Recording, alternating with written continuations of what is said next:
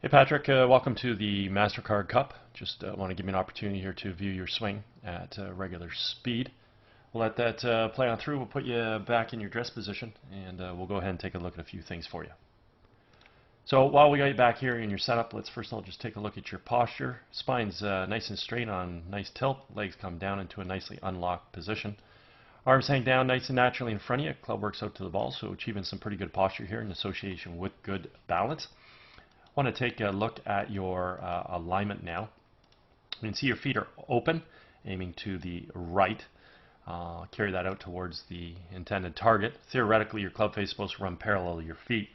Parallel lines on camera would have an appearance to converge, and with that philosophy, we can see that you're definitely set up to hit the golf ball or start the ball over the trees to the right here, considerably out to the right of the center of the fairway. That's just sort of in behind here of your forearms. Now, you're probably accustomed to setting up like this and perhaps usually, seeing yourself start the ball somewhere at red or just inside of red and then creating some right to left spin on the ball and being able to fade or slice the ball back online. Or we might see you drop the club in a reasonably pretty decent plane and be able to sort of start and block the ball sort of out on line here, and then be able to sort of obviously get that ball flying towards the intended target. So we'll be able to observe that in just a few minutes here. Let's go ahead and do a little split screen comparison between you and Jordan Spieth.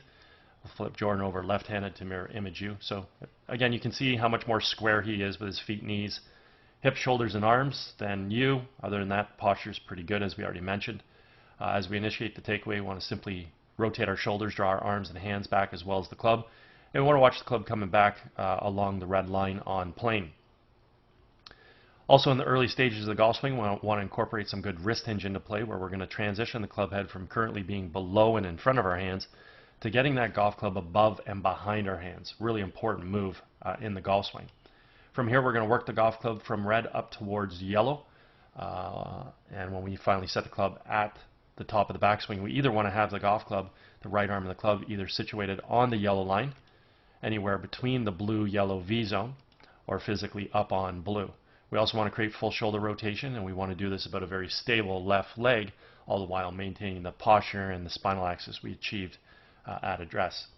Go ahead and watch you initiate your takeaway here. We draw your hands back nicely, a little bit outside of the swing plane, which is obviously very common for people who set up open. As we continue to draw this club back, nice position here, turning your shoulders. We do see that you're maintaining quite a stiff and rigid position with your forearms and your wrist though, and definitely do not see the club head working above and behind your hands at this stage of the golf swing. Right there, the club now works a little bit above and behind, but we're still not really creating a forearm rotation with proper wrist hinge. So we can see here that the golf swing gets pretty abbreviated, and obviously that's due to the fact that we haven't created any wrist hinge. So something you might want to try and learn to do in your golf swing is learn to establish better wrist cock, learn to understand what it is. Wrist hinge does two things for you. It creates a longer backswing because it creates club travel. So I don't mind that your arms are here, but if you want your club to travel further, you have to create proper wrist hinge. The other thing it does for you is through creating wrist hinge, it'll give you club head speed going through. So it's like a pitcher throwing a ball. He stretches his arm back, he gets some wrist cock, and then as he comes through at the last second, he snaps that wrist. So it gives us some speed. So it might be something you want to look into with your golf swing, learning how to create proper wrist hinge. Now, in order to help you do that, one of the things we would have to take a look at is also improving your grip, because right now you got a split-handed grip. I'd like to get those hands a little closer together and obviously make sure that they're in the proper position as well. Okay. From here, as we create our transition back into the ball, simply want to move our weight from our left foot to our right foot. We want to fire our knees and our hips laterally to the target, unwind our core, and fire our hands. In doing so, we want to make sure we're bringing the golf club from the blue-yellow V zone, wherever we set it, and getting that golf club to return back down onto plane, the red line. And we can see that with Jordan Spieth here, the golf club is returning back to being on plane. The other thing we want to observe at this stage of the golf swing is the relationship between the lead forearm and the golf club. We refer to this as the check mark position. Simply means the club head right now is remaining above and behind his hands coming into the hitting zone, and this is what's going to allow us to create a lot of power in our golf swing, let alone his ability to hit the ball straight due to the fact that, again, the club has returned back to plane, which is a main criteria in producing straight golf shots.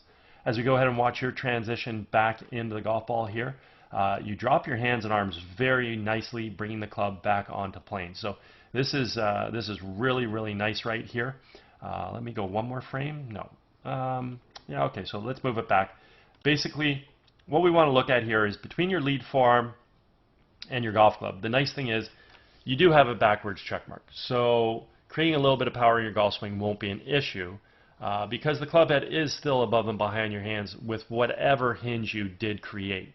Now, you could obviously probably hit the ball, probably going to say almost twice as far if you created proper wrist hinge going back and then retain that angle coming down. So something I want you to know. So we take a look at Jordan again. Let's go back to address. I said when we bring a golf club back, a really important aspect of the golf swing is creating hinge. So what we can see is when Jordan comes back and he creates his hinge through this vantage point of the golf swing, which you're not doing, we can see that his lead forearm and the golf club are on the exact same position as to what he achieves when he comes back into the ball. So look at his lead forearm, his club. It's got that backwards check mark. Now he just gets to the top of the swing, maximizing the wrist hinge, and when he comes back down in the ball, he's creating a ton of lag with the club due to achieving that wrist hinge. And that's why this position right here is so critical, because one, it creates a ton of power and also allows us to hit the ball straight. In your case, you have a little bit of that backwards check mark, so creating a little bit of power is not going to be an issue because the club head's above and behind your hands, and also being able to block the ball out towards the intended target may happen for you, as I suggested may occur, because the club is also returning pretty close back to plane. So we can see with Jordan Spieth, his golf club's returned back to the plane, and it simply tracks into the golf ball directly from this red line, directly from on plane. And like I said, this is what produces straight golf shots in accordance to our alignment, as long as the club face squares up via having a good grip. So in your case, if we go to the next frame, let's see where it falls. So the club falls right onto plane here. This is beautiful. Keep on coming into the ball, right on plane. So the great thing here is that because your club is coming into the ball from an on-plane position, you have the ability to block the ball out towards your intended target. Okay? So that's great. So as long as your club face squares up through the hitting zone. Now again, we said that your grip probably needed a little bit of work, and so I mean, as long as you have the ability through the impact zone here to keep that club face relatively square, you can block that ball out to the left of where you're aimed, and that would be out towards your target somewhere. And we definitely see that golf ball heading over in this direction, maybe a little bit left of the actual center of the fairway, but it also looks like you might have imparted a little bit of left-right spin on the ball, and that ball might have the ability to sort of start to work its way back towards the center of the fairway via creating a little bit of a draw as well. As you carry yourself through to a finish, pretty decent footwork there, allowing you to get through to a pretty solid finish as well.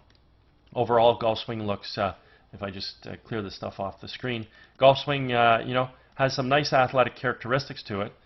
Your hands work well. I like the fact that your hands come back and they fire through. Your core works decent. You get a little bit of coil coming back and uncoil through.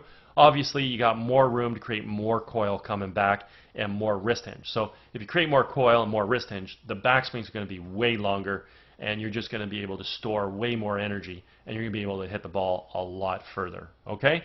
Your slight alignment to the right is not that big of a deal because your club is coming into the ball from on plane, which is really, like I said, it is the most important aspect of the golf swing, and you are achieving that coming into the ball. Again, not maximizing the amount of retaining the angle, and therefore you're losing some distance, but at least you do have the ability to get that ball headed towards your intended target because the club is returning back to plane. Okay?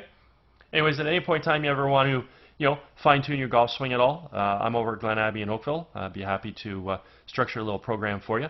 Also, if you're involved with any golf tournaments at all, you guys are looking for a unique gift to provide your guests, feel free to reach out. Be happy to discuss my swing analysis services.